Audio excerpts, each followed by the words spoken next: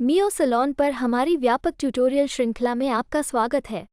इस श्रृंखला में हम आपको चरण दर चरण ट्यूटोरियल के माध्यम से मार्गदर्शन करेंगे जिसमें मियो सलोन के सॉफ्टवेयर समाधान का उपयोग करने के बारे में आपको जो कुछ जानने की आवश्यकता है उसे शामिल किया जाएगा।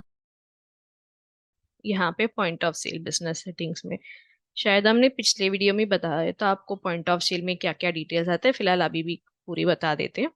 तो इनवॉइस बिल प्रिंट करने के लिए मतलब थर्मल प्रिंट, वो 3 इंच वाला प्रिंटर हम देते हैं ना, उसमें क्या क्या चीजें आना चाहिए वो हम यहीं जगह से डिसाइड करेंगे। अब मैं चाहती हूँ अपना टैक्स नंबर वहां पे दिखे, तो यहाँ पे मैं डालूंगी जीएसटी नंबर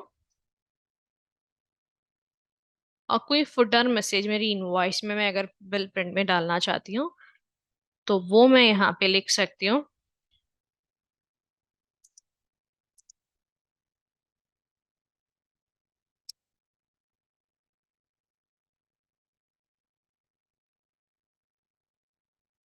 और उसके नीचे कोई मैसेजेस आपको डालना चाहते हैं तो आप यहाँ पे डालना सकते हैं।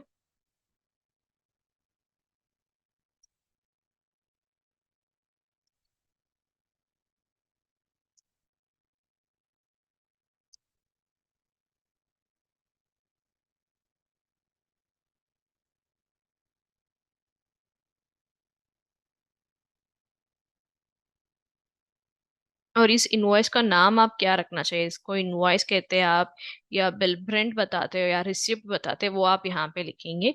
इनवॉइस में क्या क्या चीजें दिखना चाहिए आपको, वो थर्मल प्रिंट वाले इनवॉइस में कस्टमर का नाम, स्टाफ का नाम, अलॉन्ग विद दैट जिन्होंने बिल किया है वो कैशियर का नाम भी चाहिए, तो वो कैशियर का नाम।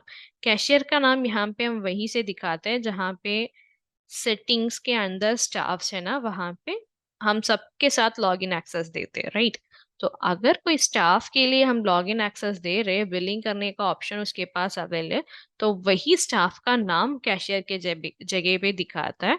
या फिर अगर हम स्टोर लॉगिन के नाम से एक ईमेल आईडी और पासवर्ड देते हैं स्टोर वालों को लॉगिन करने के लिए, तो कैशियर का नाम पे स्टोर लॉगिन दिखाई देगा।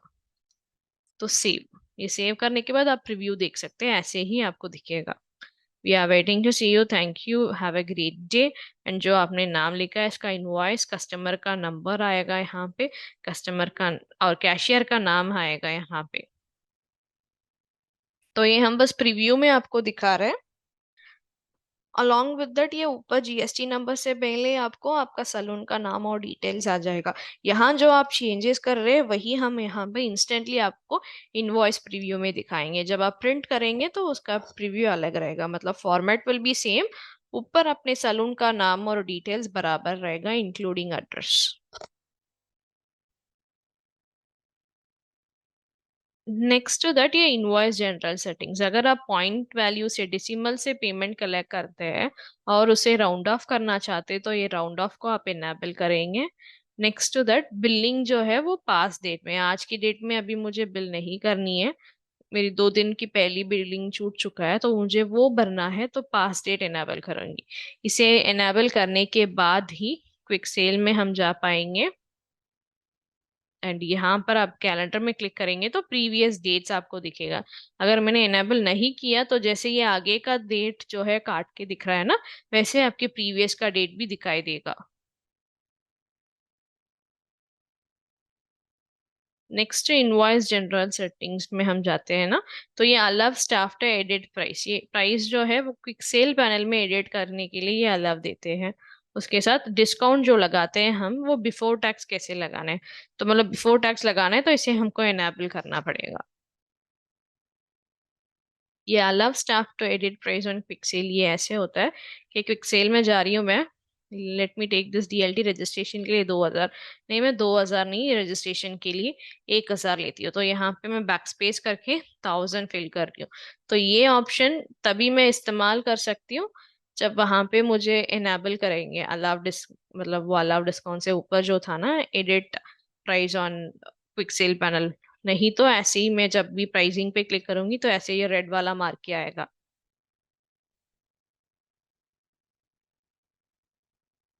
नेक्स्ट इनवॉइस जनरल सेटिंग्स, आपके पास जीएसटी नंबर है तो जीएसटी नंबर सेटिंग पे जाके उसको क्लिक करना पड़ेगा, ऐड न्यू जीएसटी, अपना जीएसटी नंबर भरकर आपको सेव करना पड़ेगा यहाँ पे।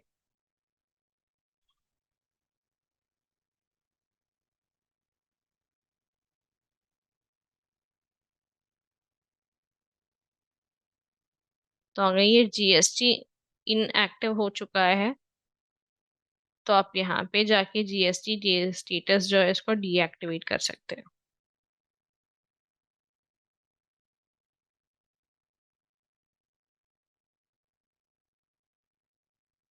नेक्स्ट टू दैट आपको नीचे टैक्स सेटिंग्स दिखाई देते हैं हम। तो जीएसटी हमने यहाँ पे ग्रुप क्रिएट किया है, जीएसटी टैक्स ग्रुप 18%। मान लीजिए हमें ये ग्रुप ऐसे चाहिए कि SGST 9% अलग से एंड CGST 9% अलग से, वो दोनों मिलाकर 18%। तो हम जाके ऐड न्यू टैक्स में जाके टैक्स का नाम परसेंटेज, वापस टैक्स का नाम परसेंटेज, फिलहाल next add new tax group पे जाके हम क्लिक करके सेव करेंगे। यही ऐसे ही होती है। या फिर आपके पास इंस्टेड ऑफ 18 9% कोई और डिफरेंट टैक्सेस है, मॉड्यूल आप फॉलो करते हैं, तो वो भी आप यहाँ पे टैक्स ग्रुप में जाके बना सकते हैं इसको जोड़कर। नहीं इंडिविजुअल टैक्स आप कलेक्ट करते हैं तो ऐड न्यू टैक्स में क्लिक करके कलेक्ट करेंगे। सारे सर्विसेज और प्रोडक्ट्स के लिए ये 18% अप्लीकेबल है तो हम यहाँ पे क्लिक करेंगे। नहीं ये किसी भी एक सर्विस प्रोडक्ट में अवेलेबल है तो यहाँ पे टिक मार्क से हम हटा देंगे। जो भी चेंजेस आप इस पेज में करेंगे वो अपने आप ऑटोमेटिकली सेव्ड हो जाता है, मतलब यहाँ तक। ठीक है। और यहाँ पे हम ये दिखा रहे हैं जो प्राइस हम सिस्टम के अंदर दिखाते हैं ना कोई भी सर्विस का, वो इंक्लूसिव ऑफ टैक्सेस चाहिए आपको या एक्सक्लूसिव ऑफ टैक्सेस, ये मतलब आपके ऊपर डिपेंडेबल है, आप जैसे चाहेंगे वैसे हो जाएगा, इंक्लूसिव या फिर एक्सक्लूसिव।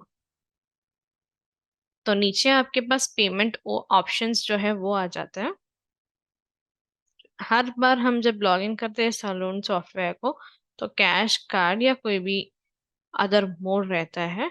इन केस हाँ, कैश कार्ड प्रीपेड के अलावा आपके पास गूगल पे, फोन पे एंड डेबिट कार्ड, मतलब कुछ भी चीजें आप ऐड करना चाहते हैं तो थोड़ा हम नीचे स्क्रॉल करेंगे तो हमारे पास एक ऑप्शन रहेगा ऐड न्यू पेमेंट मोड।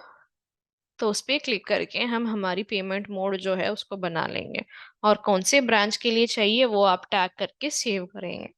ये सेव करने के बाद यहाँ पे जाके आपको असाइन करना पड़ेगा, नहीं तो आपने ऑलरेडी सेव किया है तो अपने आप भी आ जाएगा।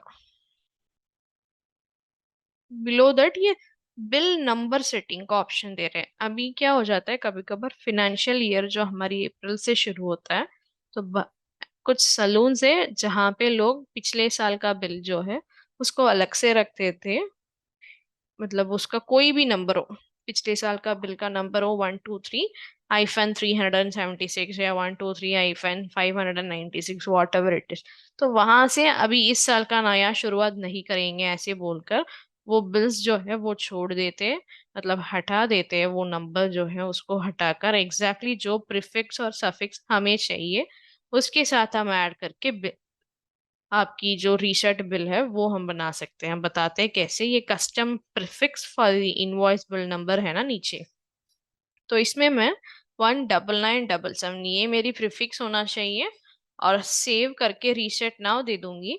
तो अभी मैं कोई भी बिल करूंगी तो ये 1997701 करके ऐसे मुझे बिल नंबर ऑटोमेटिकली आना लग जाएगा, 1234 लाइक दैट। अब मुझे अभी नहीं करना है, ये मैं बाद में करूंगी। तो एनेबल ऑटोमेटेड रीसेट बिल कब चाहिए, मंथली चाहिए ईयरली, वो मंथली या ईयरली। तो कौन से मंथ में चाहिए, वो दिसंबर को चाहिए। मैं हर जनवरी को न्यू बिल मतलब न्यू नंबर से शुरू होती हूँ तो दिसंबर आप डालेंगे। ऐसे आप सेलेक्ट करेंगे कि किस मंथ से आपको चाहिए ऐसे,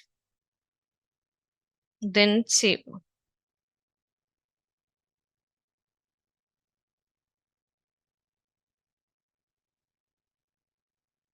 मैं सेव करूंगी तो दिसंबर से मेरी जो बिल नंबर है वो रीसेट हो जाएगा। ये प्री टाइम मतलब प्री फिक्स्ड है। और कस्टम प्रीफिक्स का अगर मैं कोई चेंजेस करके करना चाहती तो वो भी मैं करके यहाँ पे सेव पे क्लिक करूंगी तो अपने आप सेव हो जाएगा। पॉइंट ऑफ सेल के आगे बढ़ते हैं। देखने के लिए धन्यवाद। हमें विश्वास है कि इस ट्यूटोरियल ने बहुमूल्य अंतर्दृष्टि और मार्गदर्शन प्रदान किया है। यदि आपके कोई और प्रश्न है या सहायता की आवश्यकता है तो कृपया support@myosalon.com पर हमारी समर्पित सहायता टीम से संपर्क करें। मियो सलोन का उपयोग करके खुश